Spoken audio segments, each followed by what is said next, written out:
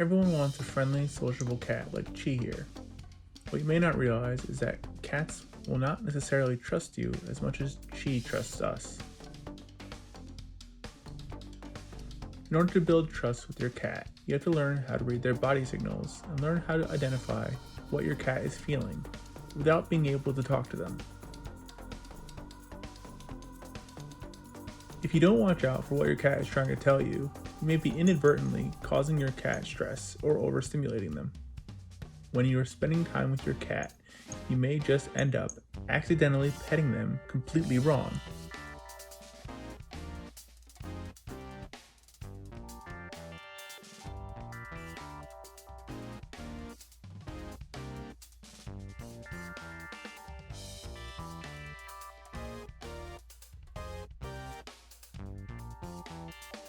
Let's talk about how your cat communicates with you and what to look out for so you don't overstimulate your cat and get swatted, scratched, or bitten.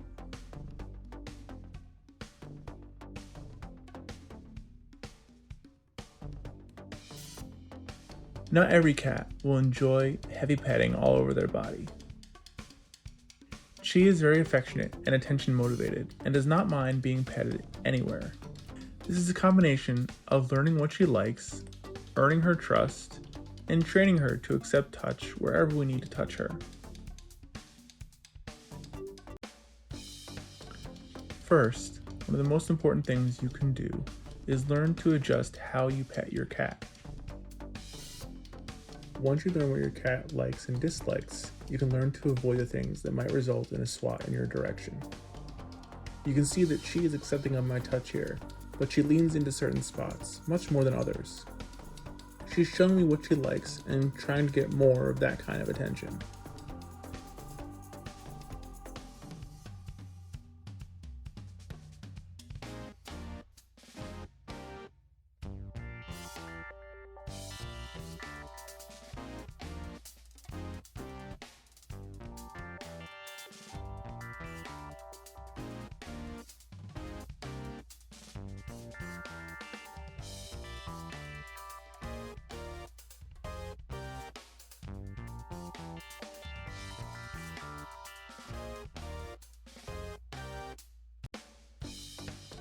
This is Luna, our current foster cat. She's coming in from another home where she had lived with her family for her whole life until now.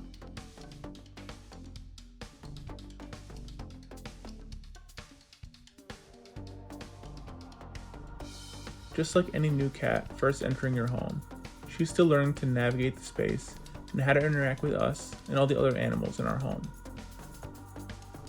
With her ears up like this, you can see that she is curious about her surroundings, but she is still tentative and hesitant because she does not know how to interact with us.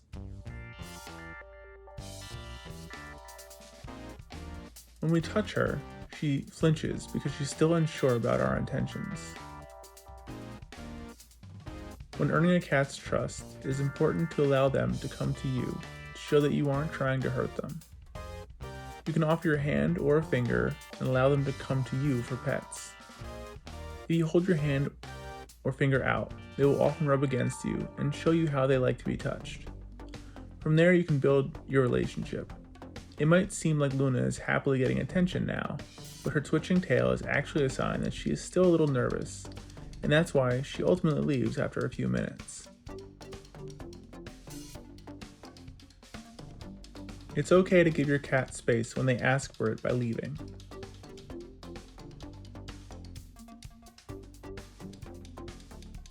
They may just be overstimulated in that moment and need some time to cool back down. While you're petting your cat, if you notice that they flinch or twist towards you suddenly, it means that they are most likely not comfortable with what you are doing.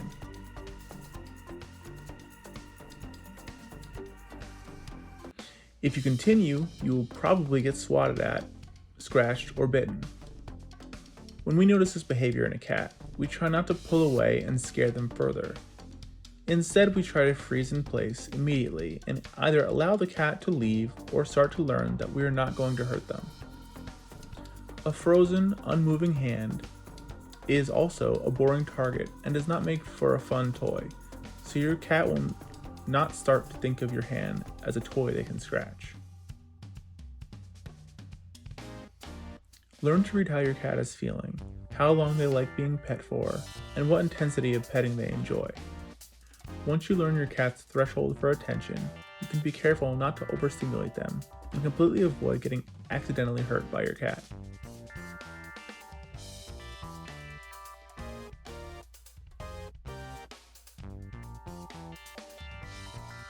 Remember, new cats are also trying to understand how to interact with you.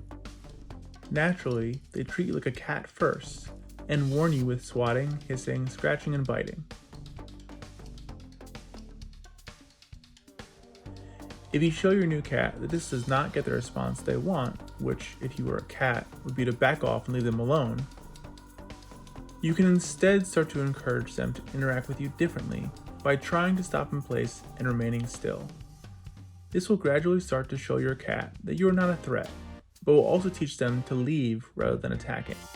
If attacking gets no response from you, then it will no longer be a useful tool for your cat. Of course, this only works if you can keep your cat's nails trimmed so that your cat cannot really scratch you. So keep that in mind as you try to put this into practice. If you need some extra grooming tips, check out this linked video that'll be up in the corner. To make your cat more comfortable and less likely to be overstimulated, you should also try to play with them and help get all their extra energy out. A tired cat is a happy cat that will be much more willing to snuggle up with you.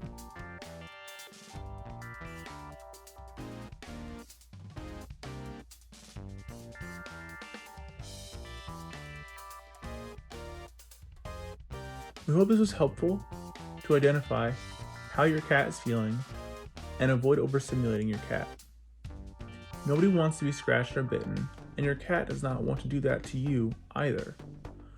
But sometimes when you don't listen to what they are showing you, they may feel they have no other choice. If you like what we do here, or you learn something new, consider subscribing. We appreciate all the new subscribers and comments that we get, and we do try to answer all of the comments that we can.